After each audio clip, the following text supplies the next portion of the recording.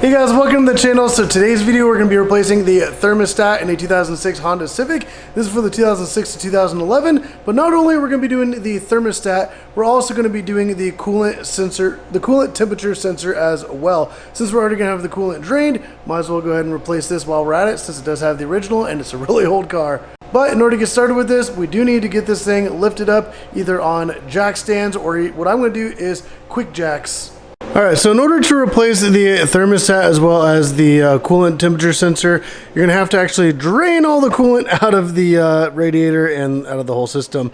So here's the cap right here. We're just going to go ahead, unscrew this, and pop it off. It is kind of weird and tricky sometimes. There we go. So we're going to take that off. And then once we go up underneath the car, that'll then allow the kind of air to flow in while the coolant is all draining out. Alright, so now that we are under the car, right here is the drain plug for the coolant itself. So as you can see, there's a little tiny hole right here, and then there's this knob where you turn it. Let me get the light set up a little differently. You want to have a nice good sized bucket because this has a lot of coolant in it. So we're going to have to drain all of that out. And when you unscrew this, you're not going to unscrew it all the way because you'll unscrew it just a little bit, and then the coolant will start running out from right here. So let's go ahead and get started with that. And there we go. And now we're just gonna get that set up and just honestly sit and wait for that to drain.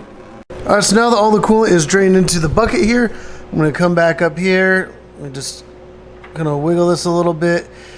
I'm actually gonna pull it out all the way now just to make sure there's not anything else. We can get as much as we can out of here, but let's go ahead and tighten it all the way back up. Not too snug, I just don't want to have a bunch of coolant dripping out while we're doing stuff up on the upper side. Alright, so what we're going to need to get to is actually right here. But in order to do that, I am going to go ahead and remove the top hose from this piece right here so that we can kind of move it out of the way and be able to get to the lower hose, which we need to then take off the housing in order to get to the thermostat. Alright, so what we can use is some like channel locks or pliers or just essentially whatever you have. There's like a little spot where if you open it all the way, it'll lock into the open position. So let's grip on to this. And let's wiggle it down the hose just a little bit. There we go, this one's actually not locking into the open position. And then we're going to wiggle this off. And there might still be coolant inside, so make sure you still have your bucket down below. So if coolant does spill out, at least the bucket is directly below and doesn't go all over the floor. Alright, so now that is off. Let's just move it over here out of the way. And there's a little bit of coolant right there, so what I'm going to do is get a towel and wipe that up just so it doesn't like spill out. So what we can do next is we actually need to take off this metal piece right here. In order to do that, we need to take off this little bracket first. So let me grab the wrench real quick and we can go ahead and pop this off. Alright, so this little bracket is held on with a couple 10mm bolts. There we go.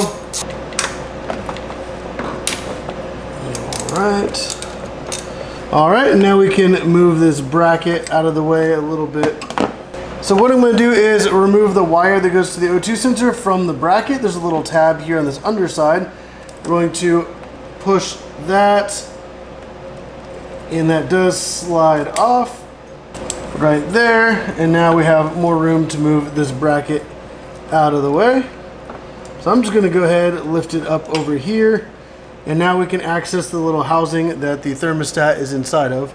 So there is a 10mm bolt on the left and right side. So now let's go ahead and remove those.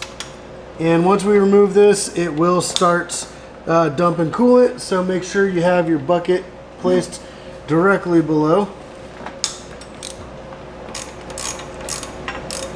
And it hasn't quite started dumping coolant yet, but we're going to go ahead and wiggle this off. You can disconnect the hose from this piece before you unscrew it.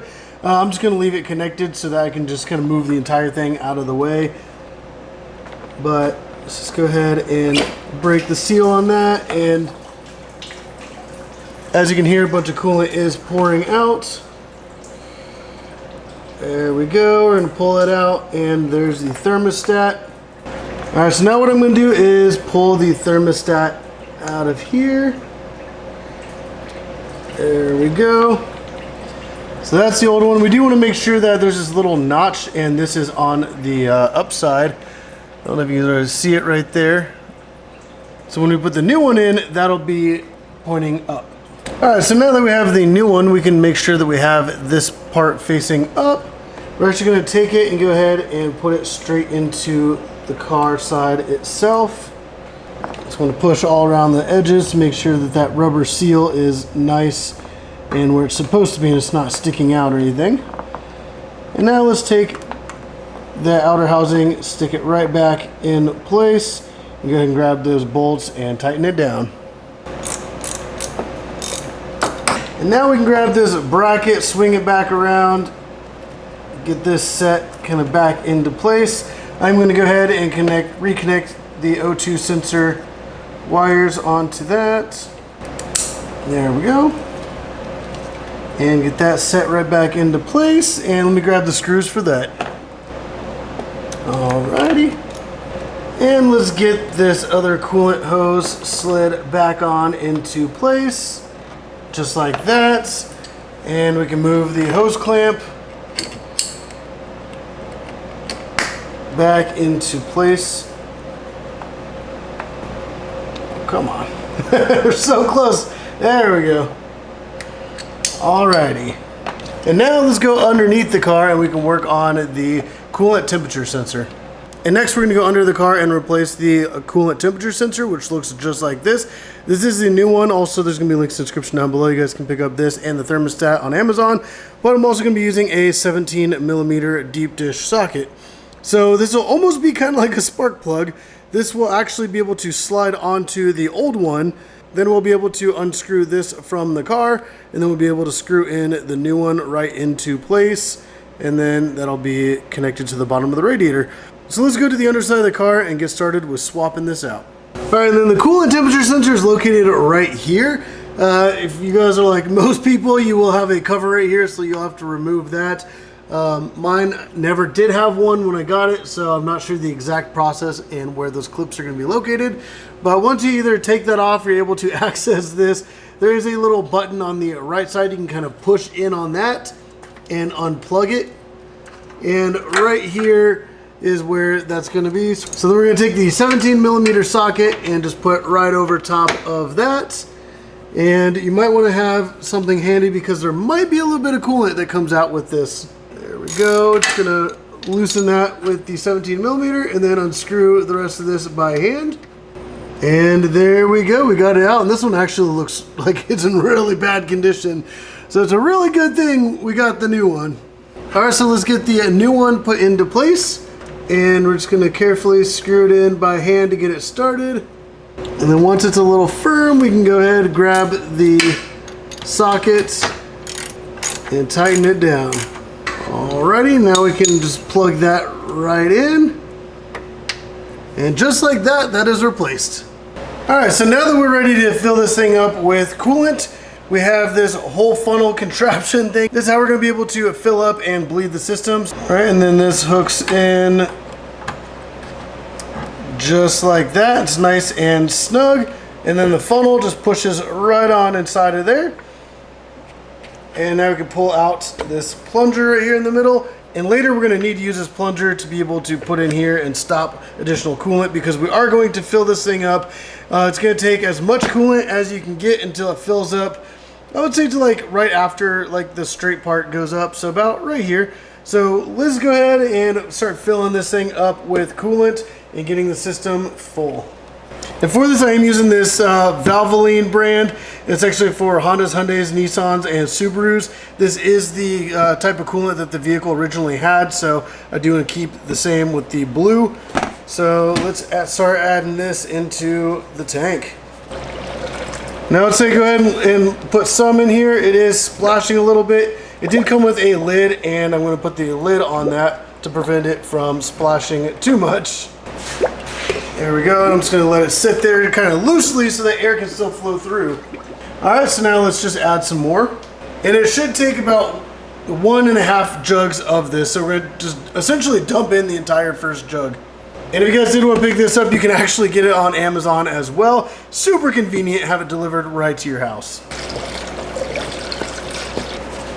All right, so now we've filled it up and it stopped kind of gushing air bubbles and it's sitting right here. We're gonna add a little bit more coolant in this, so whenever we start bleeding the system, more of that coolant will then start flowing down into the whole radiator and throughout the whole system.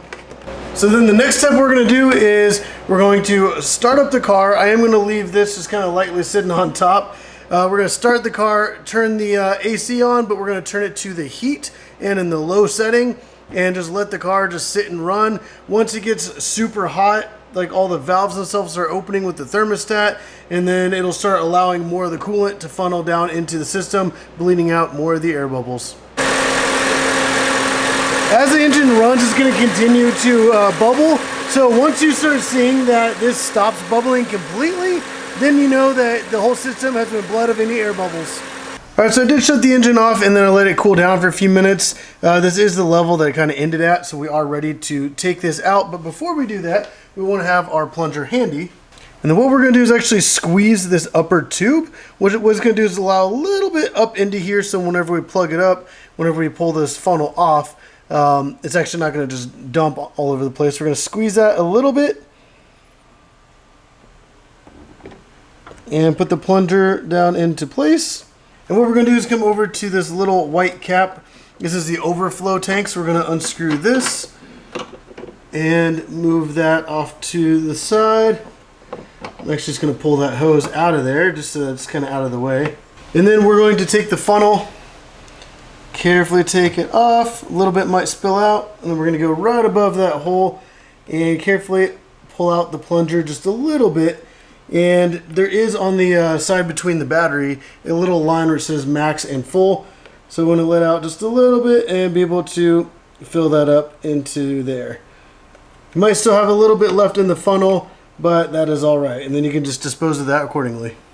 All right, so then now we are in a good spot.